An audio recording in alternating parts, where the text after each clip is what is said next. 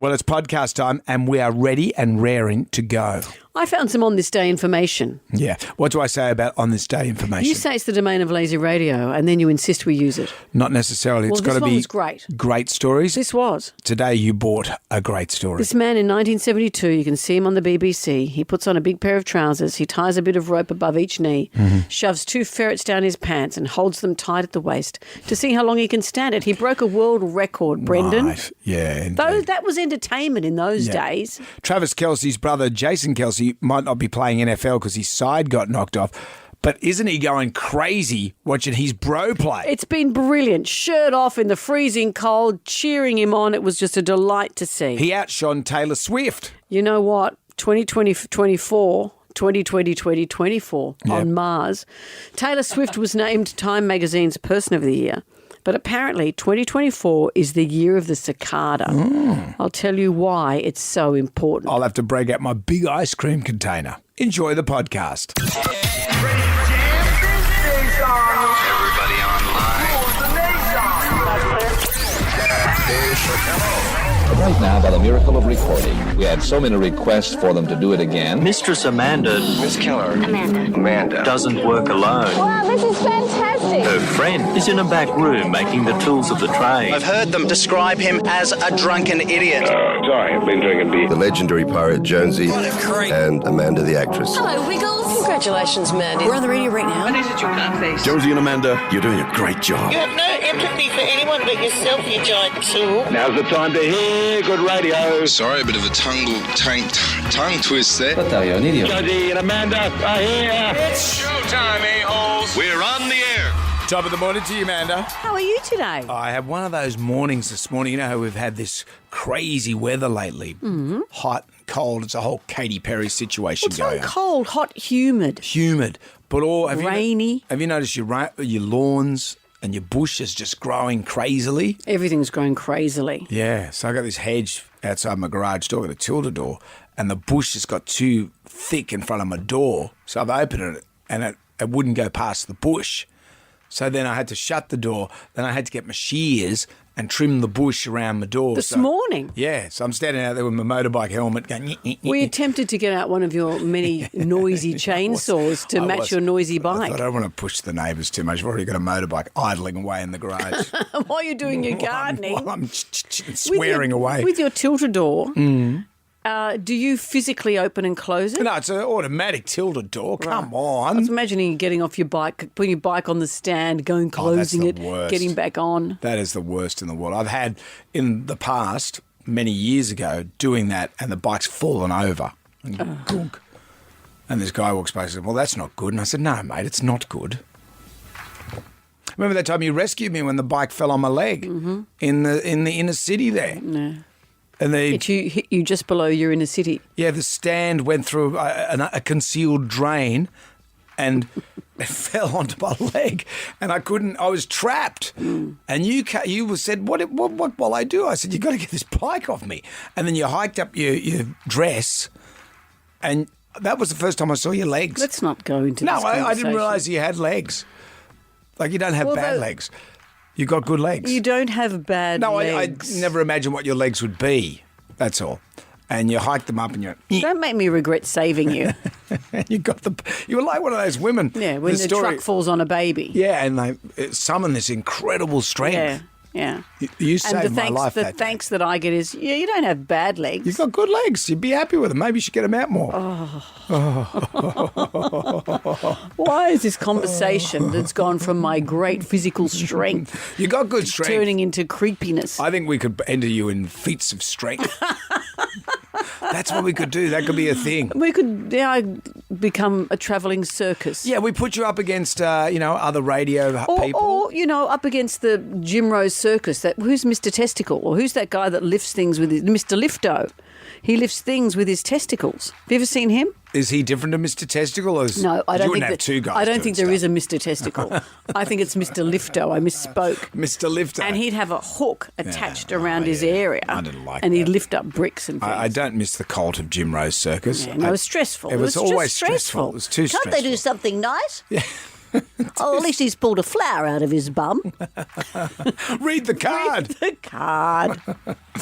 Action-packed show today. We've got prizes. We are awash with prizes. Not just prizes with the Magnificent Seven. There's some great prizes if you play, by the way. The Mermaid Hair Pack and the $150 grilled voucher. But we've also got Instagram making its return, and we can't do anything till Amanda asks first question in the Magnificent Seven. What phrase is commonplace to say after somebody sneezes? Jam Nation. We have for you the Magnificent Seven. There are 7 questions. Can you go all the way and answer all 7 questions correctly? If you do that, Amanda will say... Jonesy's going to come around and trim your bush. I'm good at it. It's quite satisfying when you get the shears out and chit. But, in the morning, my schedule is once that ball is rolling, once the alarm's gone off, it all has to happen in a very quick order. You having to trim your bush, did it slow you down? Did it throw you out of whack? It did. It threw me way, way out of whack because then all the traffic You're not lights, even here yet. all the traffic lights were out of sync on the way to work. Yeah, you see. And then I got stuck riding next to that guy that I always end up getting stuck next to. Do you ever get that in the morning? Then I might be and for then the weeks. same person and you go, yeah, oh, for man. weeks, and then I don't see them for a year. And you're right next to each other and you think, oh, okay, slow down or speed up. Yeah. And then you go... You realise you're driving past a window and it's yourself. all the way into work. All the way in? All the way. And it's worse when you're on a motorcycle and there's another motorcycle because you might have a chat It's a at the bit lights. too intimate. Yeah, g'day, mate. Then how are you wonder Good? if you keep it going. And then the next set of lights, yeah, how you going? Yeah, great. Yeah, awkward. And then it just goes on too Too long. awkward. And that's why you end up having a drag race. And then you're in court next Your week, Honour. apparently. Michelle has joined us from St Mary's. Hi, Michelle. Good morning. Question number 1 for you. What phrase is commonplace to say after someone sneezes? Bless you. Bless you. What colour is a packet of Smith's chicken-flavoured chips? Ooh. The best chips in the world. Green. They're green. Let's get to question 3. This is a new category. We're calling it melancholy mix-up. We'll mix them up. And how does this work, Amanda? Oh, we've taken a happy song and it's been remade. Well, we haven't done this, but this is a happy song that's been remade with different chords so a cheery to sound song. sad. I like it. What song is it, Michelle? Seems crazy now what I used to say. Sunshine was here and I could take a break. I was a hot air balloon that could go to space with the air like I didn't care, 'cause baby, either way. Ooh. I was happy when I felt like a room without a roof. Ah, it's pretty easy now. Do you know the song? Yeah, it's Happy by Bruno Mars, is it? Well, no, not by Bruno Mars, but we give you that. Yeah, we'll give it to you. It's Pharrell Williams. But Yeah. I love the sad version of Happy. It sounds like something Bradley Cooper would do. Oh, I love it. Good work, Michelle. According to Oz Stadiums, in 2023, people attended sporting events the most in which city? Was it A, Sydney, B, Melbourne, or C, Brisbane? Melbourne? Yeah, Melbourne, they go to anything. So the biggest one in Sydney was 3.9 million. In Melbourne, it was 8.1 million. Hey, but what? See, the table tennis. No, but that wasn't just one event. No, that's how many people attended sporting events in Melbourne. Yeah. Good on you, Michelle. What part of the body would you wear a scrunchie, Michelle? Your head? Yeah. Yeah, hair. Not the scrunchy bum pants. I knew you'd mention the scrunchy bum pants. I love scrunchy bum pants. They were the gym pants that had a bit of like shirring in the back, like that made it look like it was fanning out from there. Yeah. Didn't do anyone any I favours think I just because it looked like you'd been sitting and it all scrunched up in. I think I like saying scrunchy bum pants. I think you do too. What part of the body would... no, hang on. In Piano Man by Billy Joel, what time on Saturday does the regular crowd shuffle in? Quick, Michelle. No, 7 o'clock. No, 7 it's o'clock. not 7 o'clock. Too early. You're up for an early drink? Yeah. I think it's at night, though. It's in the PM, not the AM. No. Well, that's right. Yeah. But this is still later than 7. Yeah. In Piano Man by Billy Joel, what time on Saturday does a regular crowd shuffle in? Jonesy and Amanda. Sam Nation. Podcast. We're into the Magnificent Seven, and we're at question 6. Let's go to Craig in Campbelltown. Hi, Craig.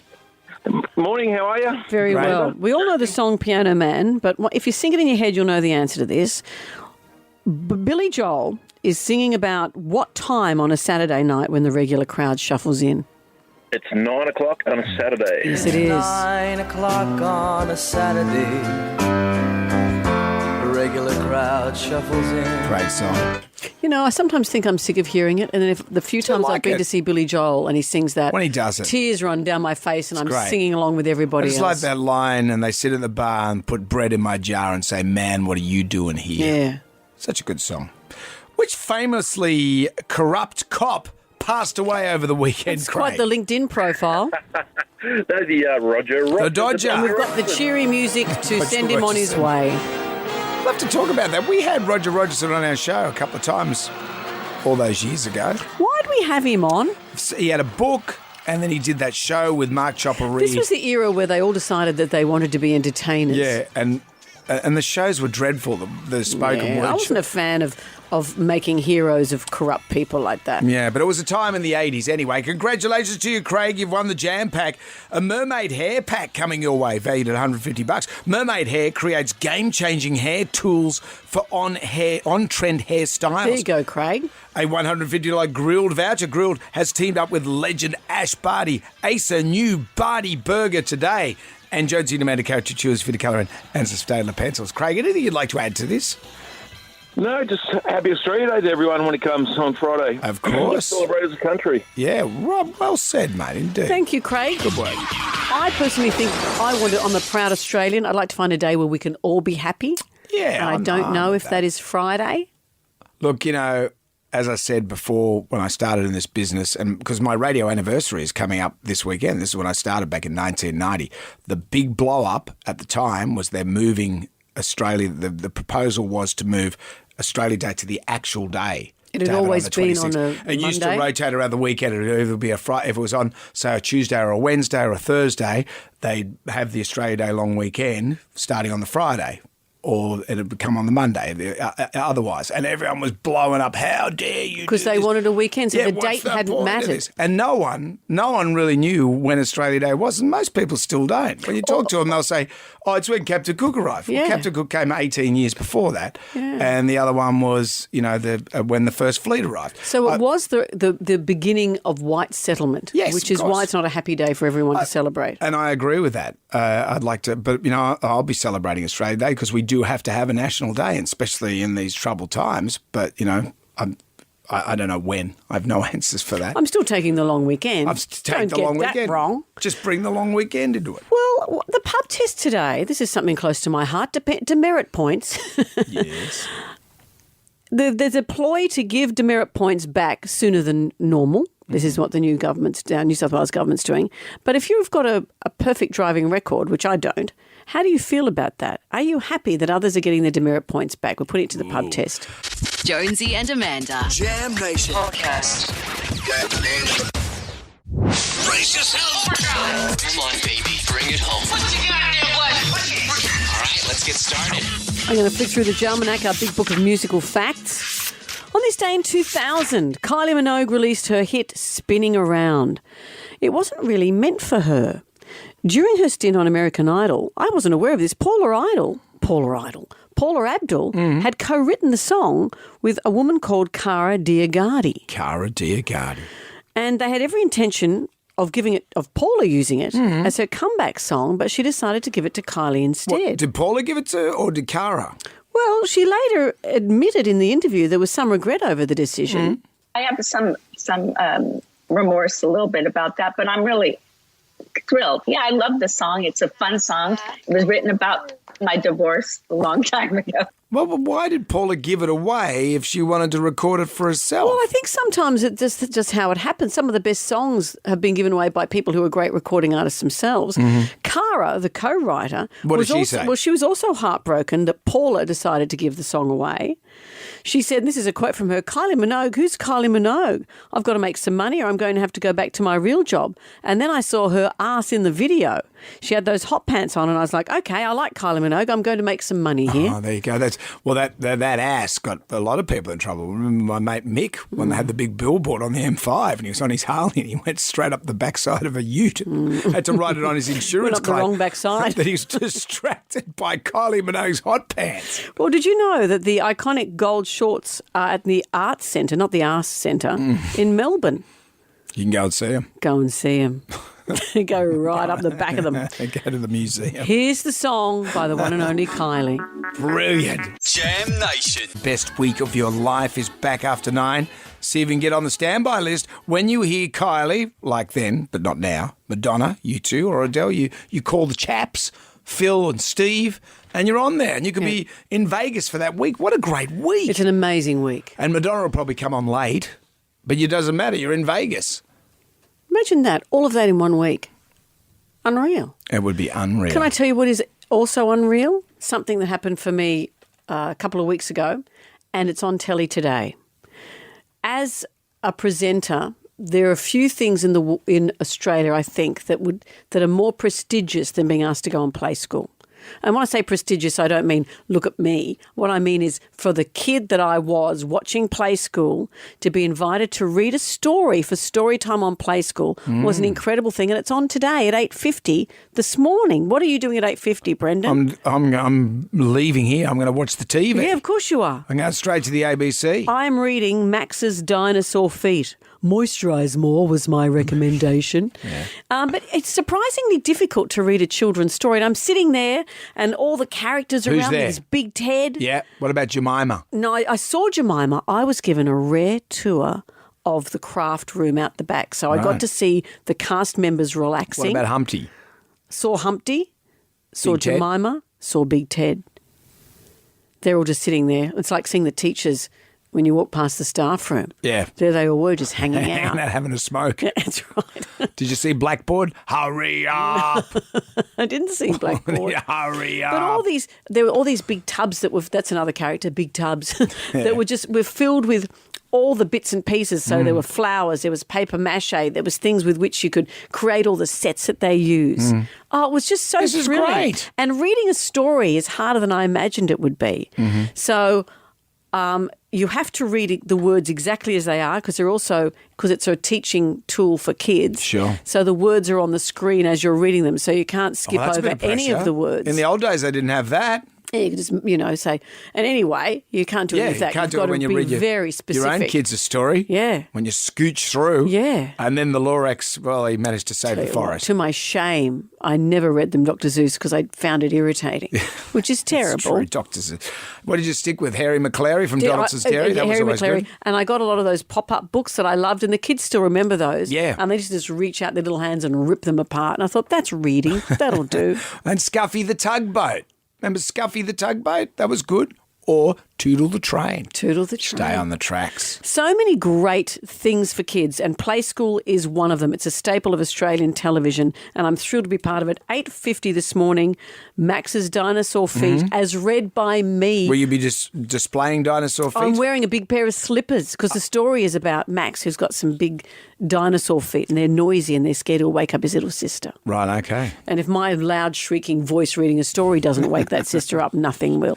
Well, it's appointment TV. Please. Jonesy and Amanda's Jam Nation. Podcast. You and I have a world record. Well, it was a short-lived world record, but we gloried in it while it was there.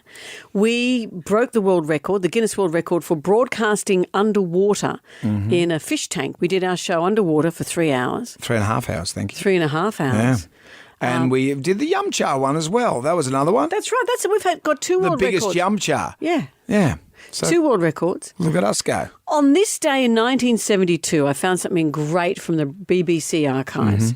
A man called Paul Wills broke a world record. It's an unusual one. It's how long could he keep 2 live ferrets down one pair of pants that he's wearing. So you see Mr. Wills being interviewed by Esther Ranson, who was a very famous English journalist. She speaks so beautifully.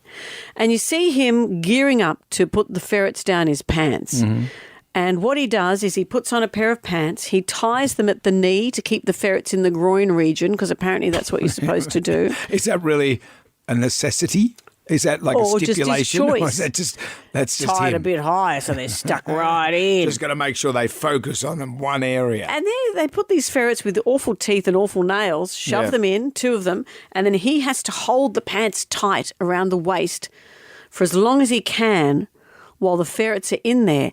And I'll play you some of the audio. While it's happening, they are obviously trying to get out. and you can see their nails and teeth through the fabric of his pants. It's the weirdest thing. Here it is. Mr. Wills, when was the first time you put a ferret down your trousers? Well, the first time I done it, the chaps I work with, they dared me to do it.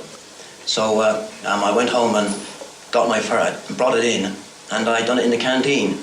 The record then was 36 seconds, and they said to me, could I keep it down longer? A ferret isn't entirely gentle, is it? I mean, don't ferret have teeth? Oh, yeah, a ton of teeth. I've bitten once or twice by now. Where? Well, I remember about 12 months ago, I was handling one at the cage, and she had her 3 young ones.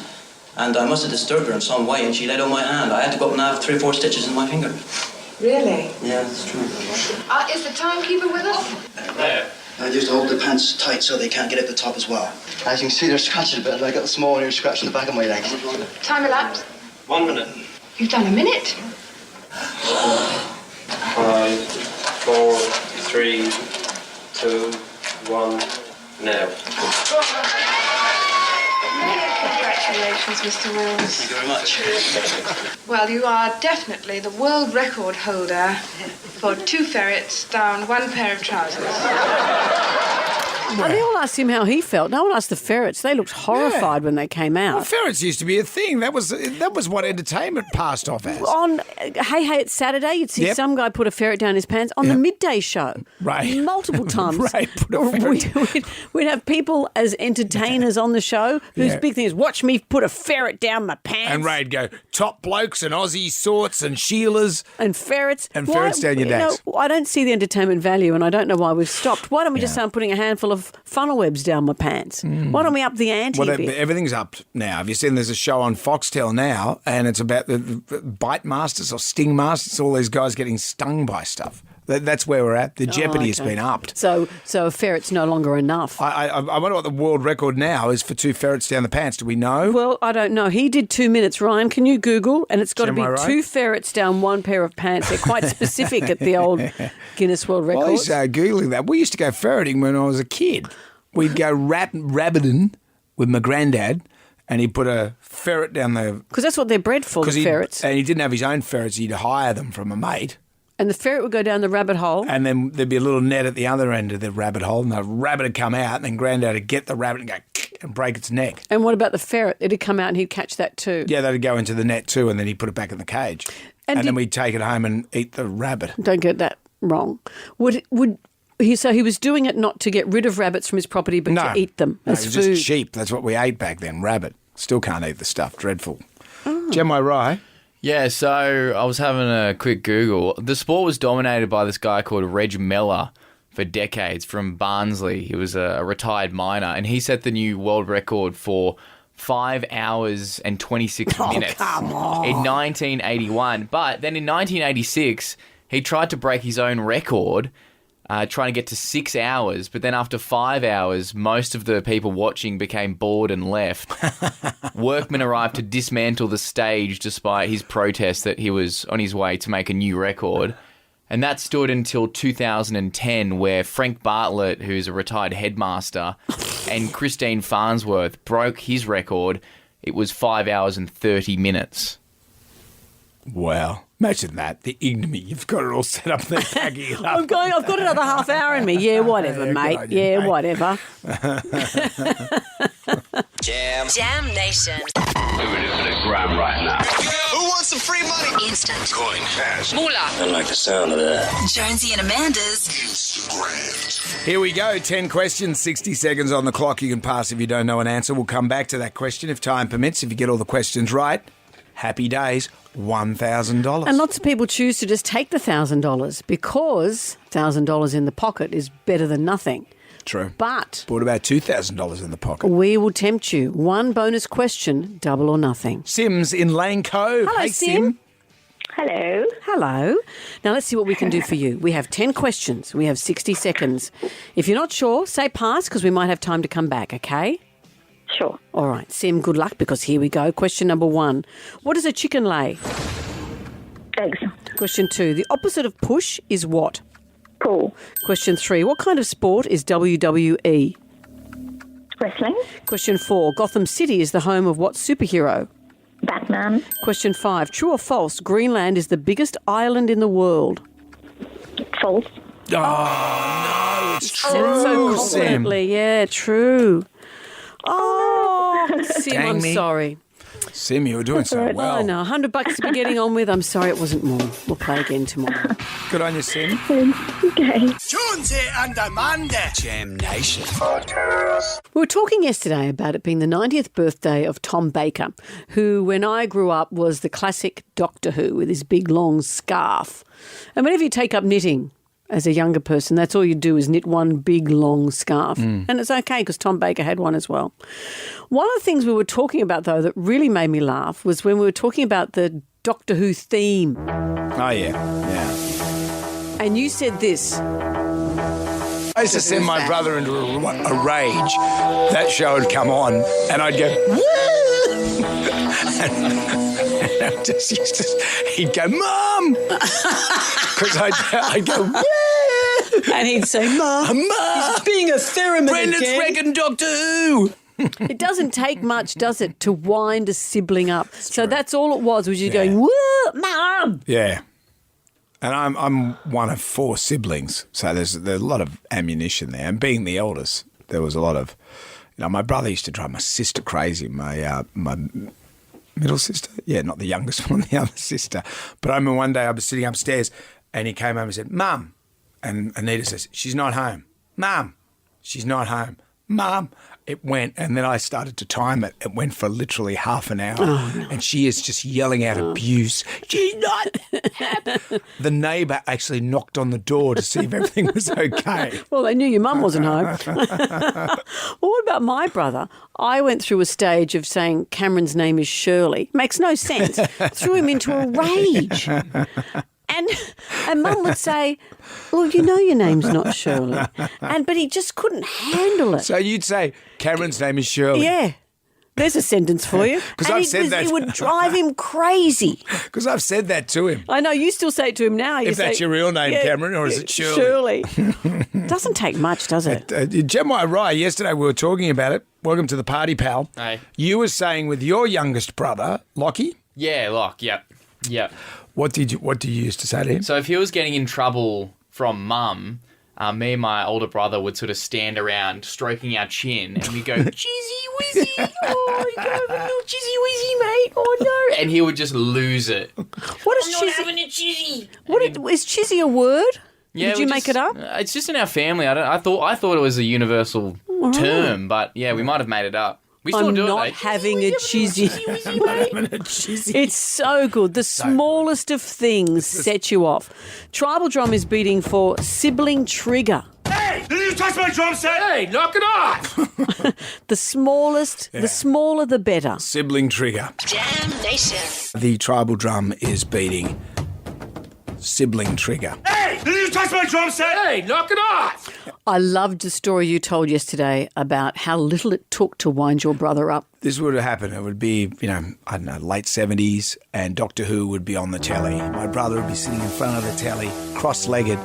I might be in the corner of the room reading a book or something like that. Oh, you the intellectual. Or outside the room. But as soon as this came on, I'd sit there and wait, and when this pheromone kicked in, I'd go, woo, woo. And what would he do? And he would go apoplectic. Mum, he's wrecking Doctor Who. And what would your mother say? She'd go, Brendan, for God's sake, leave your brother alone. And I'd, just run out of the room. My work done.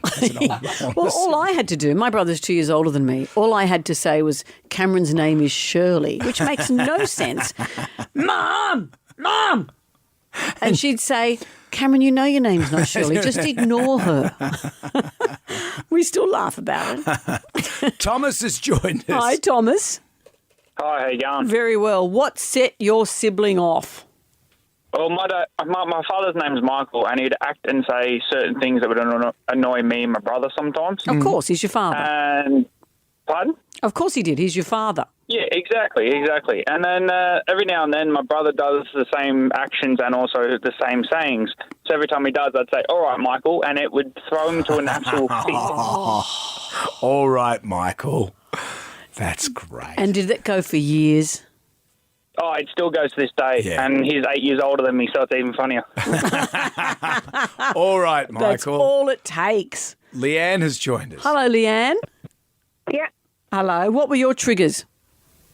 I've had two older sisters and they always tried to leave me out, so I just used to cupcake them like fart in my hand and throw it in their face. Oh. Just to annoy them. Well, that's the trick. I mean, that's quite, if my sibling did that to me, that's quite the ammunition. That's it's such a good thing. Yeah. Margaret Fulton did it all the time. Cupcake! Why aren't we seeing that on Aussie Bake Off? Well, in case people don't know, Brendan, describe a cupcake. Well, Leanne, why don't you describe it? Well, you just fart in your hand and then throw it in their face, but they have to run fast. Yeah, but you got to cup your hand well, and then I don't believe it actually. You don't throw works. it. You've more got to. It does work. Does it? You do a good cupcake, it works. Really? Of course, it works. Yeah. You know, but it's all about how much you capturing pocket the smell in a scooped hand. There's many factors. It's what you're eating at the time, how good the air seal is on your cup of your hand, how quick you get it to the victim. Done it before, Brendan? No, not at all. I've just heard about it. We're going to take more of your calls after the news. Sibling trigger. What's the smallest thing that would set you off? Jonesy and Amanda. Jam Nation Podcast. It's gonna blow your mind. Amazing. I think they like it. I believe this is going to be our finest hour. Okay, smarty pants. Show me what you got. The Tribal Drummers beating Sibling Trigger. This is on the back of I used to stir my brother up. Doctor Who would be on the telly, and he'd love that show. And this would be playing. And I'd just be somewhere out of the room. And you think, Brendan's not here, I can relax. Just sitting there cross-legged, and you could feel the tension. And then when the theremin bit kicks in... Here it is. Woo! You do that, and he'd hit the roof. And I just jump into the room saying that, and he'd go off his cracker. Mum! Isn't it funny? He's wrecking Doctor Who. Yeah. All I had to do to my brother was say Cameron's name is Shirley. Drove him crazy. And your mum reasonably would say... Ignore her. Your name isn't Shirley, and you know that. Susan's joined us. Hello, Susan. Okay, my older brother, who was about 6 years older, I probably would have been 10 or so at the time, there was a song, I think it was Stepping Wolf, James you'll probably know, and it was called Suki Suki. So he used to say Suki Suki Sue all the time, or play the record when he was really trying to stir me up. And what would you do? You just start, Mum! Oh, absolutely, yeah. Oh, yeah, and absolutely. Try and bash him, but because he was, 6 years older, that didn't work. He just laughed at me. So it's funny that he didn't even have to say Suki Suki Sue. All he had to say to you was play the record. And just play the record, and that was it. Oh, yeah, play the record. And also his record player used to back onto our bedroom so we could hear this through the wall. Oh, I see. Yeah, stir you up completely. I just had a flashback. My youngest sister, Di, so she's 10 years below me in age, and she thought that we recorded this Angel song, Sticky Little Bitch, the Angel song that they brought out. She thought that we recorded that as a razz to her. So we'd play it all the time, and she'd go off a cracker, and then it'd come on the radio, and I'd say, well, hang on, we're not in the Angels. What powerful boys you were. We recorded a song just to stick it to her. I bet you told her you had. That's how that there was starts. a bit there. With Gee, my I brother. wonder why she thought that, Brendan. Hello, Diane. How are you? I'm really well. How are you? Very well. What was the trigger with your sister? Okay, so it wasn't so much what I said, it's what I did. I had a pair of wooden clogs given to me by a relative from Holland, and I used to take them to school, and when we'd get off the bus, I'd take my shoes off and put my clogs on and go click, clop, click, clop, click, clop up the road. And it would annoy the bejeebers out of her, and she'd walk quicker and quicker, and you could hear her as she got to the house going, Mum, she's doing it again. She's wearing the clogs. Mum, she's doing it again. The road, and I'm still going, click, click, click, and I'd purposely do it. And I thought, this is really good. I'm just going to keep doing it. So I'd wear it around the house whenever I had a chance. I'd go, click, clop, click, clop. And she's like, oh, can you just not? Isn't it funny how we never figured out that by reacting to it, we gave all the ammunition. If you just don't react, no one would know it wound you up. Gee, how would your sister go in Holland? Yeah, it was please. Clip, clop, clip, clop. Yeah, don't start on the tulips. Thank you, Diane. Jonesy and Amanda. Jam Nation Podcast. Jam Nation. Let's get on down to the Jonesy and Amanda Arms for the pub test. And today, let's talk about demerit points. Getting your demerit points back, does it pass the pub test? How long did it used to take to get a demerit point back? 3 years. Of good driving. Of good driving. Or could you still be a bad driver but get your points back? Yeah, you could. But it didn't doesn't get matter. busted. It didn't matter what you did. If you... Well, say you had 6 points. This isn't me, by the way. Okay. I dream of 6 Asking points. for a friend. And you lost 2. Yeah. You'd have to wait 3 years to get... Yeah, those 2 back, even if you lost 2 more. And I believe as well you would get your full complement back. Oh, really? I'm pretty sure. Well, and the rule has changed now that you only have to wait 12 months. Yeah. And why is the government doing this? Just to be nice guys? Well, a lot of people are losing their licences for small misdemeanors. Yes. You know, and the city is riven with speed cameras. That's and those right. mobile speed camera things. I don't really have a problem with it because I'm very aware of where they are.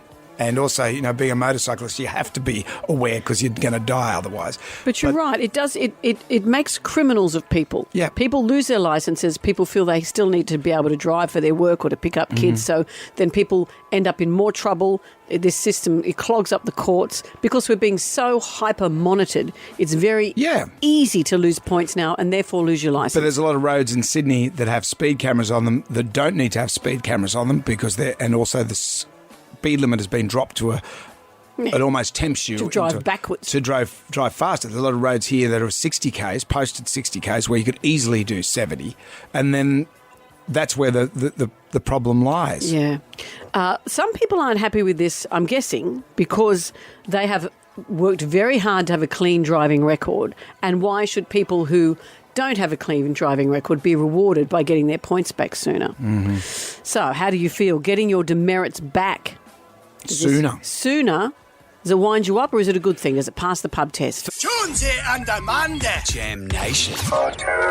So Roger Rogerson passed away at the ripe old age of 83. We certainly glamorised his ilk, didn't we? He was in charge of the armed robbery squad back in the 70s and 80s, and he had an incredible amount of arrests. But the thing was, he gave the green light to a bunch of crims that were working with him, and they in turn would give him information about other crims, give him a kickback of the money from the armed robberies. And then he'd use them to commit crimes on his behalf, like killing people. So he was thinking, well, I'm just getting rid of the crims and I'm getting rid of the drug dealers. It's a win-win. It was a self-fulfilling, it was its own little industry. He was the judge and the juror, the whole thing. And we also, in a way, became accepting of this corruption, but it was like it was a thing that was, oh yeah, that's okay, that's what. But it was like a cancer. I think we've forgotten how corrupt, and it wasn't just the police force. There were politicians, there were judges, there were Lionel Murphy, all those guys. A whole range of Australian, particularly New South Wales society, was really on the nose, and apparently honest cops wouldn't say they were for fear of being vilified. Yes, well, and we had Roger Rogerson on our show. We had, remember Glenn McNamara? He wrote that book because he was an undercover copper trying to get all the corrupt coppers out of King's Cross. Yeah. But in turn, he was the guy that shot that drug dealer in 2014 with Roger Rogerson, which was all on tape. It was all on CCTV. Just the arrogance of them, thinking they'd get away with it all. I think, were we speaking to him? I'm just looking here. He had a book out in 2009 called The Dark Side. Yeah, we spoke to him then. Yeah, and Alan Jones gave him some accolades, saying New South Wales needed 100 Roger Rogersons. Did we need 100 of the most corrupt police officer the force had ever seen? I don't think we did. Well, that was the thing, but you don't hang with drug dealers. You don't move in those circles. Meaning what? Well, meaning that he, short of the innocent people that were killed, Sally Ann Huckstep being one of them along the lines. But he believed, and when we spoke to him, he believed he was doing the right thing. Or was he just corrupt and got lots of money and drugs along the way? Yeah. That the article I'm reading in the paper this morning said he had a brilliant mind. He could have been such an amazing detective. Well, he started off with the best intentions, I'd imagine. Well, when he saw that the tide was turning, he could have become an honest policeman, but chose not to. And in the end, it died in prison. Yeah. I was watching, there's a show. I don't like glamorising these men. No, not at all. But we're fascinated with it. Newspapers love it because it sells newspapers. Of course. And remember he was doing stage shows with Chopper Read. Chopper Read. That was a time. Mark Jacko Jackson and Warwick Capper, of all people. Yeah.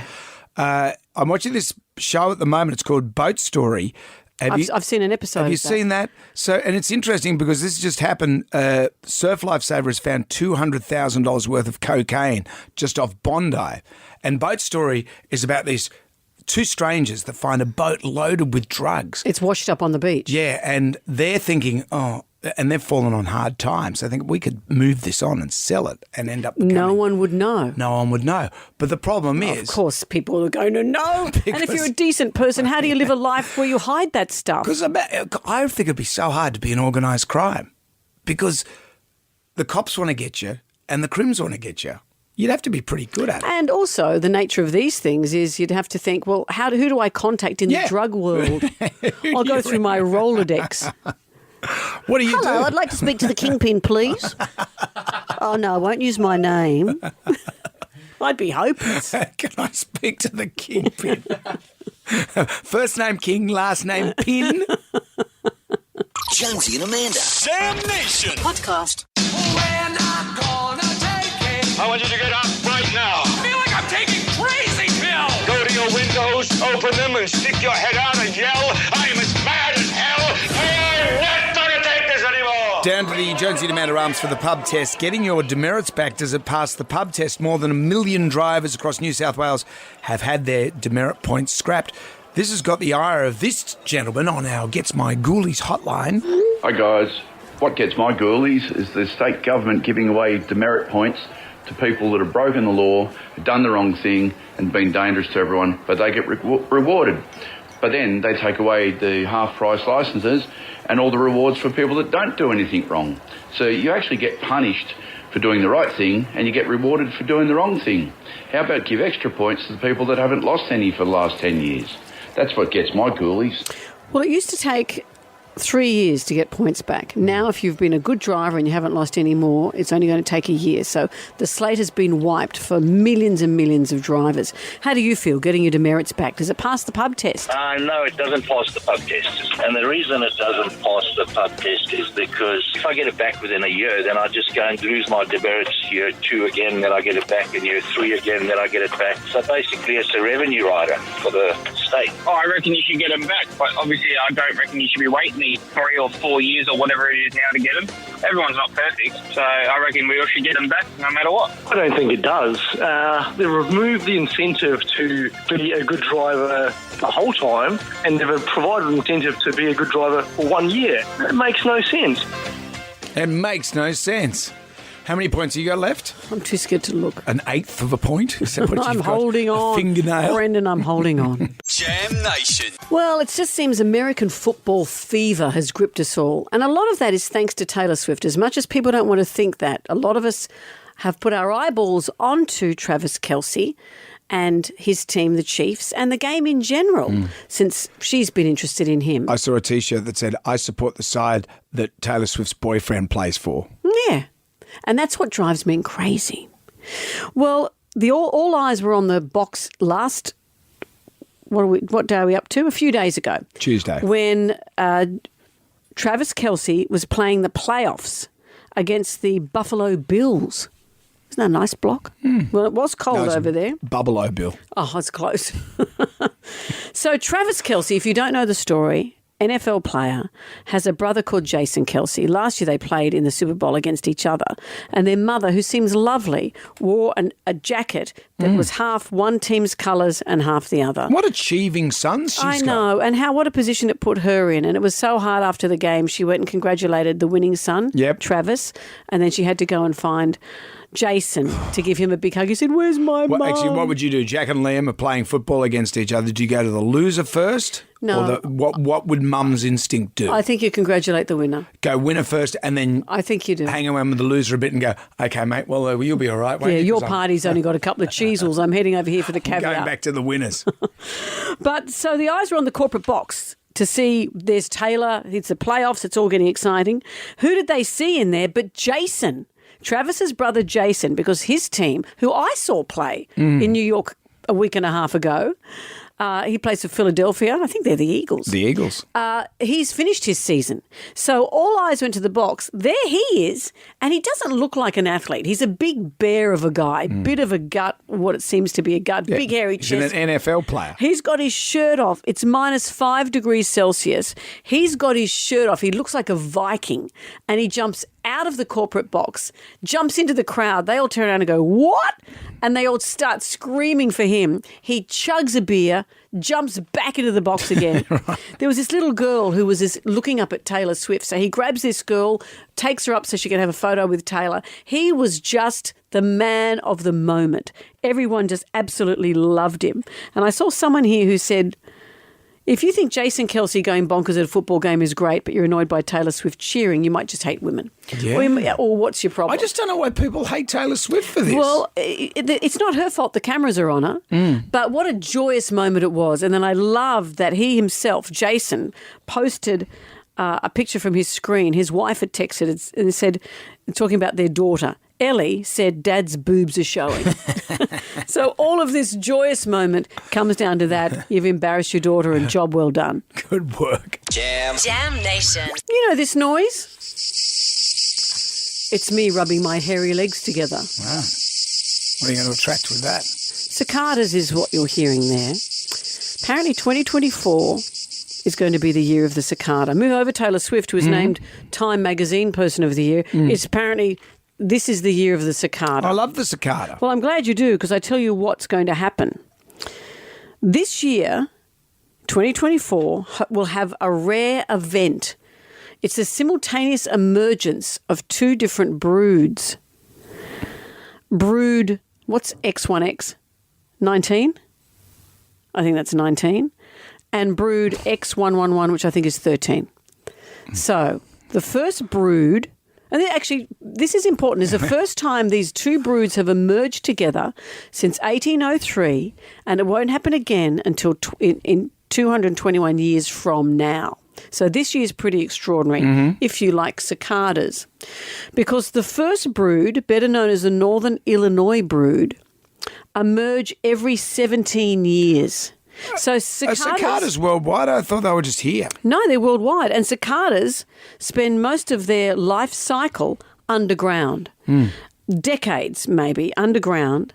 And they live a brief time above ground, sometimes 4 to 6 weeks.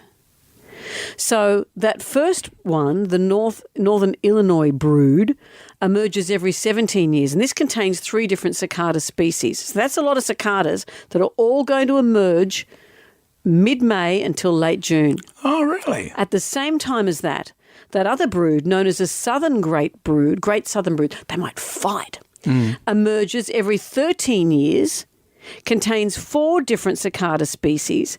This is going to appear late April through mid-May. Right. So they've sunk up. They're 2 different broods that contain, 7 different cicada species are all going to emerge from underground at the same time. It sounds like something from a horror film. I'm going to have to get myself a big ice cream container so I can go and collect them. Is that what you used to do? That's what you did. Do the kids still do that? Do kids... Am I right? Are you guys, the kids, do you collect the cicadas, the Black Prince, the Green Grocer? No. Do you ever collect just the shells that are on the trees, the discarded shells of the cicadas? Who cares? Is there a game on PlayStation called... Cicada? Yeah, PlayStation. How old do we sound even with that? PlayStation. So they've still got PlayStations, don't they? Yeah. Yeah, good. So whether you like cicadas or not... He's playing it now. This is the sound you're going to hear all summer. Oh, yeah. Well, not all summer, middle of the year. Right, what can we... This is probably going to happen in northern... It sounds like northern part of the world, so we might be safe here. Who knows? Of the sound. But if I have a chance to alarm you, why wouldn't I? You don't even enjoy my science information. I enjoy your science information. Care less. Of course I care. I'm still trying to work out the Roman numerals. I know. You're trying to work out how much ice cream you have to eat to get that many ice cream containers. That would be the big family tub. The big Neapolitan. Look out. Jonesy and Amanda. Jam Nation. Podcast. Is this thing on? Bring it on! Are we locked on? It's on like Donkey Kong. We're going to get the TV on Gem Y Ride because Amanda is going to be on Play School in precisely 12 minutes from now. Play School Story Time. I was so chuffed to be asked to do this. As a presenter in Australia, I think it is such an honour to be asked to do Australian story, to do Play School Story Time. I watched Play School when I was a kid, so the show's been going for 158 million years. Who was hosting when you watched it? I think it was John Hamlin and Benita. Yeah, Benita. I think I had John Waters when I was a kid. Oh, John Waters. He was no, great. that's Great voice. Yeah, well, the mums like John Waters. Everyone loved John Waters, yeah. They did. Jayla Guy's brilliant on it, Jayla isn't he? Guy's great. You're great. What are you talking about? You're going to be great. I'm reading a story, and it's surprising how hard it is. Or maybe it was just me that found it hard. Yeah. Because you have to read every single word as it is. The book I'm reading is Max's Dinosaur Feet. I think that's what it's called. It's one of those great But ones. you can't just sort of skip a few words And or who's whatever. that written by? Would it be Peter Hellier or Andy Lee? No, I didn't Grant Denyer? recognise the author. Yeah. J.K. Rowling. Don't tell me how it ends. Everyone's got a book. What happens is that you have to read it exactly as it is because it's also a teaching tool.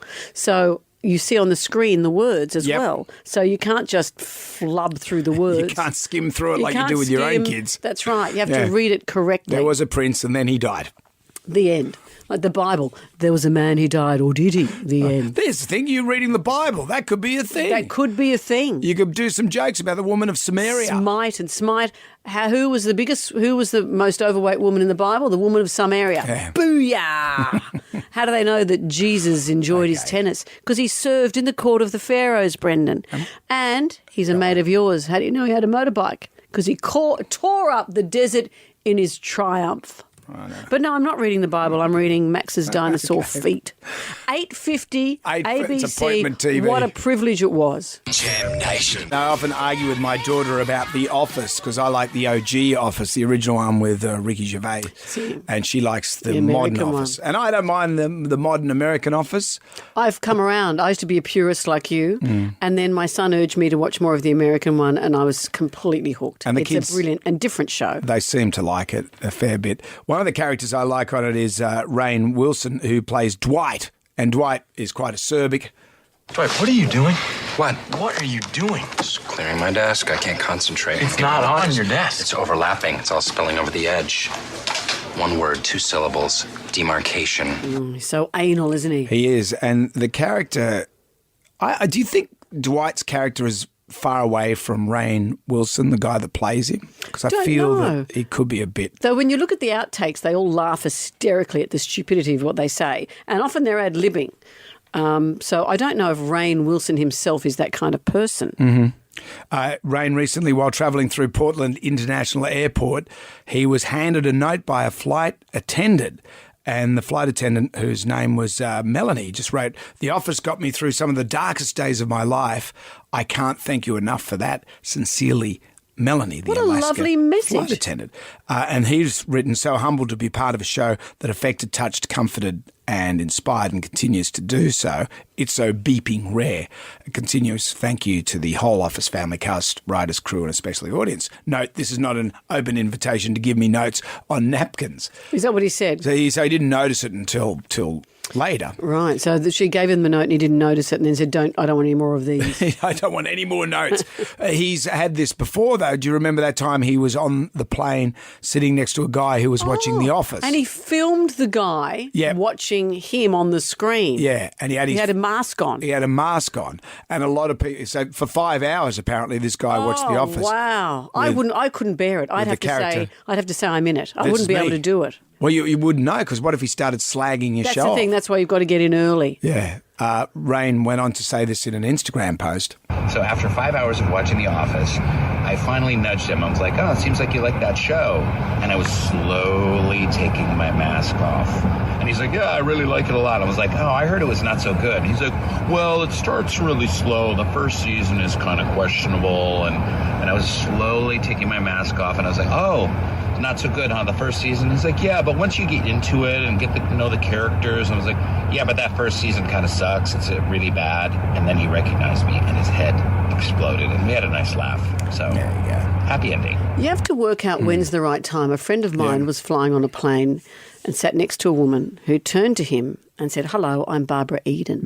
Right. And it was a woman from I Dream of Jeannie. You had to say and he said, I was new to Beyond 2000, and he was trying to say to me, don't be scared, don't be shy, Right. just own it. Just own it. Julius Sunder Milner, remember the professor in the Cadbury block chocolates ads? You know, the professor. Yeah. He used to say that. He'd get on a plane and say, hello, I'm Julius Sunder Milner. You might have seen me on TV. Really? Yeah, Sand and Funnel, watch a pattern Gee, appears. there's your school years. I can tell doing impressions of him. That I won a talent quest on the strength of that. Did you? When you get on the plane, you don't have to say anything because you fly on the PJ. I actually just You're go. on the I private jet. I go right up to the front and I say to the flight attendants, "Do you mind if I just take the microphone for a moment?" I go, "It's a beautiful day. It's 10 minutes past 8, and yes, I am Barbara Eden." And the pilots will recognise you. Oh, here comes Shorebet. They're wondering why I'm showing my navel. Jam Nation. WSFM, it's the ABC, Ryan. You've got to get on the ABC. Try, no, it's the ABC. Amanda's And in the next stressful. half hour, That's not me. do you like books about boats? That's not me. Actually, I do like books about boats. Well, I'm reading How many story ABC time, channels so are watch another time. Amanda's on ABC. I'm on Play School this morning. Apparently. It's 5 to 9. Everybody shout! Come on now, sing out! It's time for the goodies get together. We have our annual prize for our favourite ghoulie of the year, $20,000 cash, thanks to Hare & Forbes Machinery House. Also, just to get you in the mood to get your ghoulies in and get it start happening, we have a weekly prize. Today's is this week's, a year's worth of IMAX theatre tickets. Whoa! What have we got today? My ghoulie is the fluctuation in petrol prices. A couple of days after Christmas, I was walking along the street and I saw diesel advertised at $1.75. I thought this was too good, so I raced home, got the car, and went back to the service station, and by the time I got there, it was over $2. How and why does this happen? 'Cause he lives? Well, the cost of the barrel hasn't changed in 10 minutes. Are you suggesting that the fuel companies are gouging the No, Australian public? and are Are you making it up whether suggesting- they go up or down. No. Are you suggesting? I won't have you say that about these huge corporations. What else? It's yes. What else? What gets my ghoulies is when I'm trying to be discreet and buy full brief nanny underwear for my elderly mother. So I went through self-serve section to only get home to find security tags on them. So I had to go back to get removed. Who would have thought they were considered so valuable? And luckily I didn't get tackled by any security guards. Yeah, those cottontails come at a price. It's a rich seam there. Isn't there just? Out with the bad and with the good. If you dipped out, you'd always contact us via the iHeartRadio app. Our favourite caller, email or Facebook friend wins $300 to spend at Cardia in Sydney, Barangaroo's hottest new entertainment bar. What a place to be. You also get the Jonesy Amanda tea towel and fridge magnet. I loved what you said yesterday, Brendan. You said that when the Doctor Who theme played, you'd razz your brother by doing one very small thing. I'd just sit Do it outside for the me room. now. I'd be outside the room. He'd be watching the telly cross-legged on the ground. And then when the theremin kicked in, I'd just burst in the room and go, and what would he do? and he'd go, Ma. Starting to get it. He's wrecking Doctor Who. I used to say to my brother, Cameron's name is Shirley. And he knew it wasn't. And Mum said, just ignore him. We should ignore ring him. her. We should ring him and say, hey, Cameron, I hear your name's Shirley. Oh, he'd go into an apoplectic rage. Today, the tribal drum is beating for Sibling Trigger. Hey, did you touch my drum set? Hey, knock it off! Here's Diane from Glenwood Hills. I had a pair of wooden clogs given to me by a relative from Holland, and I used to take them to school, and when we'd get off the bus, I'd take my shoes off and put my clogs on and go click, clop, click, clop, click, clop up the road. And it would annoy the bejeebers out of her, and she'd walk quicker and quicker, and you could hear her as she got to the house going, Mum, she's doing it again. She wouldn't be able to go to Holland. No, that's Righto, true. you two. That's enough. She's doing it again. Ugly Phil is up next with the best week of your life. This is an incredible competition. We'll be back from 6 tonight for Jam Nation. See you then. Good day to you. Well, thank God that's over. Goodbye. Goodbye. Wipe the tears, baby, dear, from your eyes. Catch Jonesy and Amanda's podcast on the iHeartRadio app or wherever you get your podcasts. One swallow, ching, cheerio, ching, ching, goodbye. Jonesy and Amanda's Jam Nation podcast. Catch up on what you've missed on the free iHeartRadio app.